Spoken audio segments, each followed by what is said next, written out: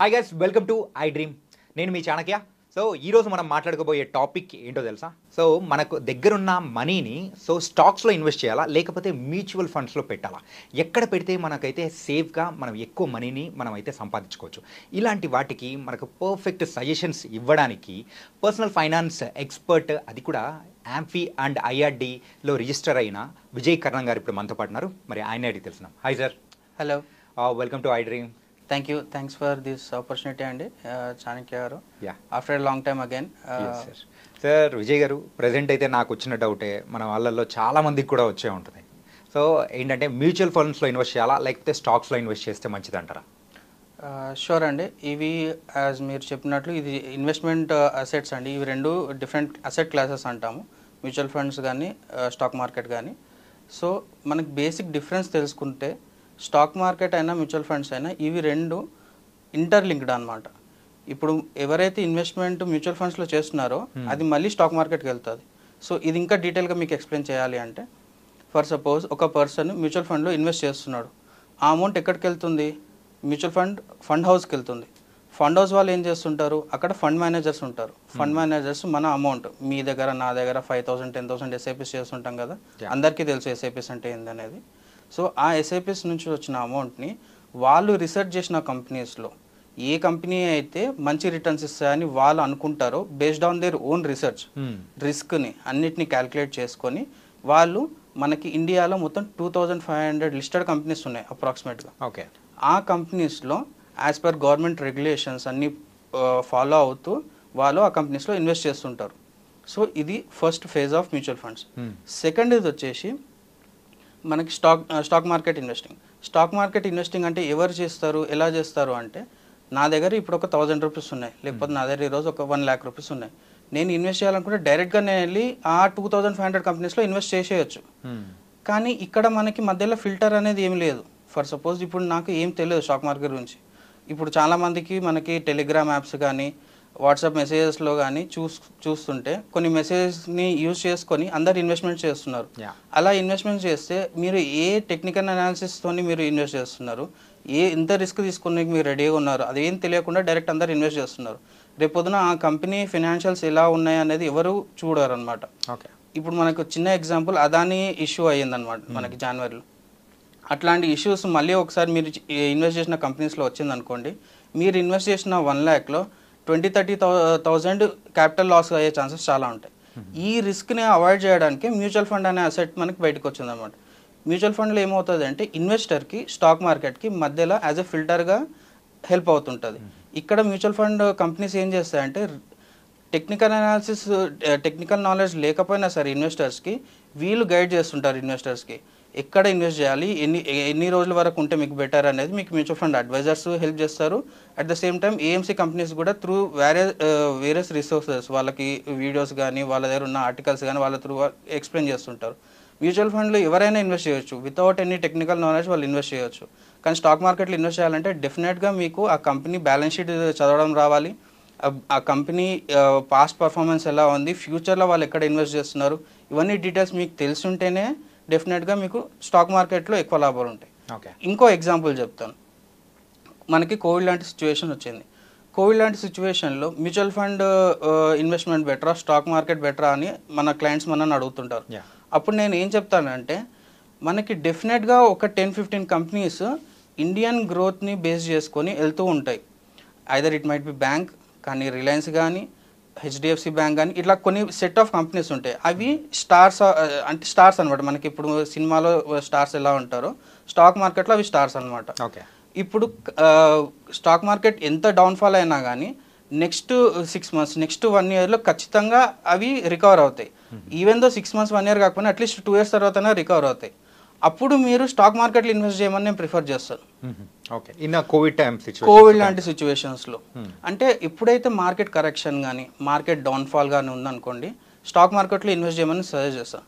అది డెఫినెట్గా మీకు కంపెనీ గురించి కంప్లీట్ ఐడియా ఉంటేనే నేను స్టాక్ మార్కెట్ గురించి చెప్తాను. లేదు మీకు ఒక అడ్వైజర్ ఉన్నారు, వాళ్ళ త్రూ మీరు చేస్తున్నారంటే కూడా వాళ్ళ దగ్గరికి వెళ్ళి మీరు కంప్లీట్ ట్రాన్స్పరెన్సీ మెయింటైన్ చేసి ఆ కంపెనీ డేటాని మీరు అనలైజ్ చేసుకొని మీకు దాన్ని కంప్లీట్ అర్థం చేసుకొని వాళ్ళు ఏ బిజినెస్లో ఉన్నారు, ఎందుకు ఇన్వెస్ట్ చేస్తున్నారు, వాళ్ళు ఇప్పుడు సపోజ్ మీకు ఇంకో ఎగ్జాంపుల్ చెప్తాను.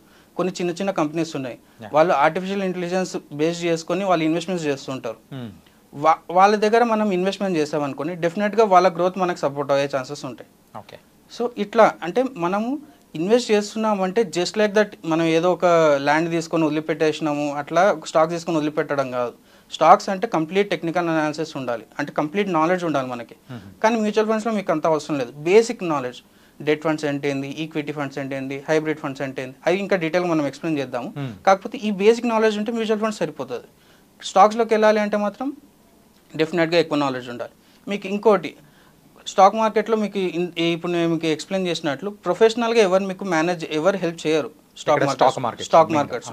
ఎందుకు హెల్ప్ చేయరు అంటే ద అమౌంట్ ఆఫ్, అంటే మీకు ఎంత మిస్ఇన్ఫర్మేషన్ ఉంటే స్టాక్ మార్కెట్లో పెద్ద ఇన్వెస్టర్స్కి అంత లాభం అనమాట. ఫర్ సపోజ్ ఈరోజు నేను ఒక 10 lakhsతో స్టాక్ మార్కెట్లో ట్రేడింగ్ చేశాను అనుకోండి, నా 10 lakhs పోవడానికి ఛాన్సెస్ ఎక్కువ ఉంటాయి. ఎందుకు ఉంటాయి అంటే నాకంటే ఎక్కువ ఇన్ఫర్మేషన్ పెద్ద ఇన్వెస్టర్స్ దగ్గర ఉంటుంది. ఇప్పుడు నా దగ్గర 10 lakhs ఉన్నాయండి, మీ దగ్గర 1 crore ఉంది. మీ దగ్గర ఇన్ఫర్మేషన్ వేరు ఉంటుంది, నా దగ్గర ఇన్ఫర్మేషన్ వేరు ఉంటుంది. ఖచ్చితంగా మీ టెక్నికల్ అనాలిసిస్ వేరు ఉంటుంది, నా టెక్నికల్ అనాలిసిస్ వేరు ఉంటుంది. ఈరోజు 1 crore మీ దగ్గర ఉన్నది, మీరు ఒక 1 lakh పెట్టి మీరు ఇంకా నేర్చుకోవడానికి ట్రై చేస్తారు, లేకపోతే పెద్ద పెద్ద వాళ్ళని కలవడానికి ట్రై చేస్తారు. నేను 10 lakhs పెట్టుకుని ఇక్కడ నన్ను ఊర్లో చిన్న ఊర్లో ఉండి నేను ఇన్వెస్ట్ చేయడానికి ట్రై చేస్తాను. అప్పుడు ఏమవుతుంది, నా 10 lakhs మీకు వస్తాయి. ఎప్పుడైనా సరే స్టాక్ మార్కెట్ అనేది జీరో సమ్ గేమ్. అంటే 1 crore ప్లస్ 10 lakhs, ఇది end of the day zero అయిపోతుంది. అది 10 lakhs ఇక్కడ నుంచి అక్కడికి రావాలన్నా, అక్కడ నుంచి 1 crore అక్కడ నుంచి ఇక్కడికి రావాలన్నా, నేను 1.1 crore సంపాదించన్నా, లేకపోతే మీరు 10 lakhs పోగొట్టుకోవాలన్నా. ఓకే, ఇదే స్టాక్ మార్కెట్లో అయ్యేది. కానీ మ్యూచువల్ ఫండ్స్లో అలా కాదు. మీరు ఇన్వెస్ట్ చేస్తే మీకు ఎన్ఏవి యూనిట్స్ అనేవి అలోకేట్ అవుతాయి. ఎన్ఏవి యూనిట్స్ అంటే సింపుల్ ఎగ్జాంపుల్ చెప్తాను. మనము ఇండ్లలో మనం అందరం మిడిల్ క్లాస్ ఫ్యామిలీస్ కాబట్టి మనం ఏం చేస్తామంటే 5,000, 10,000, 15,000 ఎంత సేవ్ చేసినామో ఎప్పటికప్పుడు మనము గోల్డ్ బిట్స్ కానీ గోల్డ్ తీసుకుంటాం. ఏం చేస్తాము అంటే over the period of time ఒక 5 years కానీ 10 years కానీ చిన్న చిన్నగా అంతా జమ చేసి అది 2 తులాలో 3 తులాలో ఎంతో అవుతుంది. అది మనము చెల్లెల పెళ్ళికి కానీ అక్క పెళ్ళికి కానీ మనం వాడుతుంటాం. ఇప్పుడు మీరు చిన్న చిన్నగా కొంటున్నప్పుడు గోల్డ్ ఎంత రేట్ అనేది మీరు పట్టించుకోరు, కరెక్టా? సేమ్ అట్లాగే మ్యూచువల్ ఫండ్స్లో కూడా మీరు ఇన్వెస్ట్ చేస్తున్నప్పుడు ఎవ్రీ మంత్ 5,000, 10,000 ఇన్వెస్ట్ చేస్తుంటే ఎన్ఏవి అనేది యూనిట్ రేట్ చేంజ్ అవుతూ ఉంటుంది. So over the period of time 5 years కానీ 10 years కానీ మీరు ఎట్లా ఇన్వెస్ట్ చేస్తూ వెళ్తే ఎన్ఏవి పెరిగే కొద్దీ మీ రిటర్న్స్ కూడా పెరుగుతూ ఉంటాయి. స్టాక్ మార్కెట్లో అలా కాదు. ఒక్క చిన్న ఇన్ఫర్మేషన్ చాలండి మీ క్యాపిటల్లో 10%, 20% వెళ్ళిపోవడానికి. ఫర్ సపోజ్ మీరు 1 crore అదాని లాంటి స్టాక్స్లో ఇన్వెస్ట్ చేశారు, 10% ఒక చిన్న న్యూస్ వస్తే చాలు మీ 10 lakhs ఇట్లా వితిన్ 1 day మీకు వెళ్ళిపోతుంది, 10 lakhs వెళ్ళిపోతుంది. మళ్ళీ మీరు అది రికవర్ చేయడానికి అది 2 years కావచ్చు, 5 years కావచ్చు, మనం చెప్పలేం. కానీ మ్యూచువల్ ఫండ్స్ అలా కాదు. మీ రిస్క్ అనేది ఎప్పుడు కానీ ఒక సేఫ్ సైడ్లో ఉంటుంది. ఫర్ సపోజ్ మీరు అదే డెట్ ఫండ్స్లో చూసుకుంటే అసలు స్టాక్ మార్కెట్కి రిలేటెడే ఉండదు. అది డెట్ ఫండ్స్ అనేది స్టాక్ మార్కెట్ రిలేటెడ్ కాదు. అది ఎప్పుడైనా బాండ్స్ కానీ ట్రెజరీ బిల్స్ కానీ ఇట్లాంటి సేఫ్ అసెట్స్లో ఇప్పుడు ఎక్కడైతే స్టాక్ మార్కెట్ రిలేటెడ్ లేని ఇన్స్ట్రుమెంట్స్లో అక్కడ ఇన్వెస్ట్ చేస్తారు. ఓకే, కానీ అక్కడ రేట్ ఆఫ్ రిటర్న్ తక్కువ, 9%, 8%, 10% అలా ఉంటుంది. కానీ అది better investment compared to stock market. ఎప్పుడైతే మనకి ఇన్ఫర్మేషన్ సరిగ్గా లేదో, ఎప్పుడైతే మనకి నాలెడ్జ్ సరిగ్గా లేదో, 8% వచ్చినా 10% వచ్చినా మనం ఇన్ఫ్లేషన్ని బీట్ చేస్తున్నాం. ఇన్ఫ్లేషన్ గురించి మనం ఇంకా డీటెయిల్గా చెప్తాను. కానీ ఇన్ఫ్లేషన్ని బీట్ చేయడం కూడా సరిపోతుంది, బెటర్ దాన్ లూజింగ్ క్యాపిటల్. కానీ మీరు చెప్పిన దాని తగ్గట్టు అయితే సో ఎవరైతే ఏదైనా జాబ్ చేసుకుంటున్న వాళ్ళు మ్యూచువల్ ఫండ్స్లో ఇన్వెస్ట్ చేశారంటే exactly that's a safe thing. Exactly. లేకపోతే కంప్లీట్గా నాలెడ్జ్ ఉండి ఎవరైతే స్టాక్ మార్కెట్ మీదే ఉంటున్నారో వాళ్ళు స్టాక్ మార్కెట్ బెటర్. ఎగ్జాక్ట్లీ మీరు కరెక్ట్గా చెప్పారు. నా నెక్స్ట్ పాయింట్ అదే. ఇప్పుడు ఎవరైతే 9 to 3:30 ఎవ్రీ డే 9:15 నుంచి 3:30 వరకు స్టాక్ మార్కెట్ మీద టైం స్పెండ్ చేయగలుగుతారో, వాళ్ళు నేర్చుకోగలుగుతారో, మీకు స్టాక్ మార్కెట్ అనేది it's equivalent to A degree అండి. నెక్స్ట్ 3 years మీరు ఒక స్టాక్ మార్కెట్ మీద మీరు ఇన్వెస్ట్ చేద్దాము, స్టాక్ మార్కెట్ నుంచి కంటిన్యూస్ తెలుసుకుందాం అంటే అట్లీస్ట్ 3 years మీకు బేసిక్స్ తెలుసుకోవడానికి టైం వెళ్ళిపోతుంది. సో బెటర్ అట్లనే స్టాక్ మార్కెట్ అవాయిడ్ చేయకండి. ఎందుకంటే మనకి ఇన్ బిట్వీన్ డిస్కౌంట్స్లో మనకి స్టాక్స్ దొరుకుతుంటాయి. ఇప్పుడు మార్కెట్ కరెక్షన్ కానీ ఎప్పుడైనా కానీ ఏదైనా మూమెంటం, ఇప్పుడు కోవిడ్ లాంటి సిచ్యువేషన్ కానీ, లేకపోతే ఏదైనా ఇప్పుడు హెచ్డిఎఫ్సి షేర్ ఉంది, అది లాస్ట్ 1.5 year నుంచి సేమ్ పీరియడ్ ఆఫ్ అంటే ఎక్కువ రిటర్న్స్ లేదు. కానీ నెక్స్ట్ 1-2 yearsలో ఇట్ విల్ ఇంప్రూవ్, పెరిగే ఛాన్సెస్ ఉంటాయి, చాలా ఉంటాయి. ఎందుకు ఎప్పుడైతే మనకి మూమెంటం తక్కువ ఉంది అనుకుంటామో స్టాక్లో, పెద్ద పెద్ద ఇన్వెస్టర్స్ అక్కడ వాళ్ళ పొజిషన్స్ని బిల్డ్ చేసుకుంటుంటారు. సో నెక్స్ట్ 1-2 ఇయర్స్లో ఇట్లాంటి స్టాక్స్కి ఇంకా ఎక్కువ ఛాన్సెస్ ఉంటాయి. సో మీరు స్టాక్ మార్కెట్ గురించి మెల్లమెల్లగా తెలుసుకోండి, కానీ కంప్లీట్ అమౌంట్ దానిలో పెట్టకండి. మ్యూచువల్ ఫండ్స్లో డెఫినెట్గా చిన్న 500 రూపీస్ అయినా స్టార్ట్ చేయండి. So over the period of time మీకు స్టాక్ మార్కెట్ గురించి నాలెడ్జ్ వస్తుంది, ప్లస్ మ్యూచువల్ ఫండ్స్లో కూడా మీకు రిటర్న్స్ కూడా డీసెంట్గా ఉంటాయి. అండ్ ఇంకొక ప్రోవర్బ్ ఉందండి ఇంగ్లీష్లో, ఏంది అంటే traders, stock market traders eat like ant, eat like chicken. Suppose అంటే ఒక కోడి ఎలా తింటుందో అలా తింటుంది అంటే ప్రాఫిట్స్ని, but shit like elephant. Okay okay, మీకు అవుట్పుట్ మాత్రం ఎక్కువ ఉండే అవకాశాలు ఉంటాయి. కాదండి, వీళ్ళు ట్రేడర్స్ అనేది కొంచెం కొంచెం ప్రాఫిట్ తీసుకుంటారు, కానీ ఒక్కసారి లాస్ వస్తే మొత్తానికి వెళ్ళిపోతుంది. ఓకే ఓకే ఓకే, అంత డేంజరస్ అనమాట స్టాక్ మార్కెట్ అనేది. ఎందుకు అంటే స్టాక్ మార్కెట్లో ఇన్ఫ్లుయెన్స్ చేసే పారామీటర్స్ చాలా ఉంటాయి. ఒక చిన్న ఇన్ఫర్మేషన్ కానీ, ఒక చిన్న న్యూస్ కానీ, ఒక చిన్న స్కామ్ కానీ చాలు మీ క్యాపిటల్ మొత్తం తీసుకెళ్ళిపోవడం, మొత్తం మనం అయితే పెట్టిన డబ్బులు మొత్తం పోవడానికి స్టాక్స్లో ఎక్కువ ఆస్కారం ఉంటుంది. Exactly. And one more thing, diversification అనేది చాలా ఇంపార్టెంట్ అండి. స్టాక్స్లో కానీ మ్యూచువల్ ఫండ్స్లో కానీ. మీరు స్టాక్స్లో ఇన్వెస్ట్ చేసినా కూడా ఒకటే స్టాక్లో కానీ ఒకటే సెక్టార్లో కానీ ఇన్వెస్ట్ చేయొద్దు. ఓన్లీ బ్యాంక్స్లోనే ఇన్వెస్ట్ చేస్తాను అనొద్దు, ఓన్లీ ఫార్మాసిటికల్ కంపెనీస్లో ఇన్వెస్ట్ చేస్తాను అనొద్దు, ఓన్లీ ఇన్ఫ్రాస్ట్రక్చర్ కంపెనీస్లో ఇన్వెస్ట్ చేస్తాను అని అనొద్దు. మ్యూచువల్ ఫండ్స్లో కూడా సేమ్ అలాగే. సేమ్ మనం ఒకటే సెట్ ఆఫ్ ఈక్విటీ ఫండ్స్ అంటాం, మనం హైలీ అగ్రెసివ్ ఫండ్స్ అంటాం, large cap funds, equity funds కానీ, ఈ మన మిడ్ క్యాప్ ఫండ్స్, ఇట్లా అన్ని టైప్స్ ఆఫ్ కంపెనీస్లో ఇన్వెస్ట్ చేయడానికి మనం ప్లాన్ చేసుకోవాలి. ఓకే, ఇంకా మీరు రిస్క్ తక్కువ ఉండాలి, రిటర్న్స్ బెటర్ ఉండాలి అంటే బ్యాలెన్స్ అడ్వాంటేజ్ ఫండ్స్ అన్నీ ఉంటాయి ఇక్కడ మన మ్యూచువల్ ఫండ్స్లో. ఓకే, వాళ్ళు ఏం చేస్తారు అంటే కొంచెం 50-60% large cap companies, small cap companies, mid cap companies, కొన్ని మెటల్స్ కూడా ఇంక్లూడ్ అవుతాయి, లైక్ గోల్డ్ అండ్ సిల్వర్ కూడా ఇంక్లూడ్ అయి ఉంటాయి కొన్ని మ్యూచువల్ ఫండ్స్లో. సో అక్కడ మీ రిస్క్ అనేది కంప్లీట్గా డైవర్సిఫై అయిపోతుంటుంది.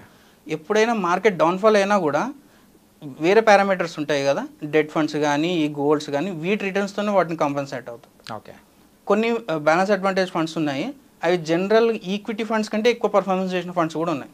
ఓకే, సో ఇది అనేది ఒక కంప్లీట్ అవేర్నెస్ ఉండాలి మనకి, కంప్లీట్ నాలెడ్జ్ ఉంటే మనం ఈజీగా 15% కానీ 12% కానీ సిఏజిఆర్ ఈజీగా తీసుకోవచ్చు మనం ఇన్వెస్ట్మెంట్స్ మీద.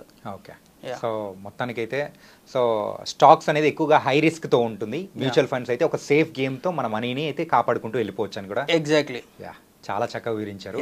నాకైతే బోల్డ్ అనే డౌట్స్ ఉన్నాయి మెయిన్ మ్యూచువల్ ఫండ్స్ స్టాక్స్, చాలా చక్కగా క్లారిటీ ఇచ్చారు. సో థ్యాంక్ యూ విజయ్ గారు. థ్యాంక్ యూ అండి. సో గైస్, ఎవరైతే ఇన్వెస్ట్ చేయాలి అనుకుంటున్నారో మ్యూచువల్ ఫండ్స్లో ఎవరైతే ఇన్వెస్ట్ చేశారో వాళ్ళు ఒక సేఫ్ గేమ్తో హ్యాపీగా బయటపడిపోతారు.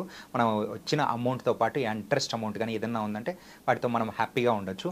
అదే స్టాక్స్ అనుకో ఫుల్ నాలెడ్జ్ ఉంటేనే దానిలో దిగాలని చెప్పేసి మరి ఇక్కడ ఎక్స్పర్ట్ విజయ్ కర్ణం గారు చెప్పారు. మరో టాపిక్తో మళ్ళీ కలుద్దాం. అంతవరకు take care. This is your Chanakya. See you.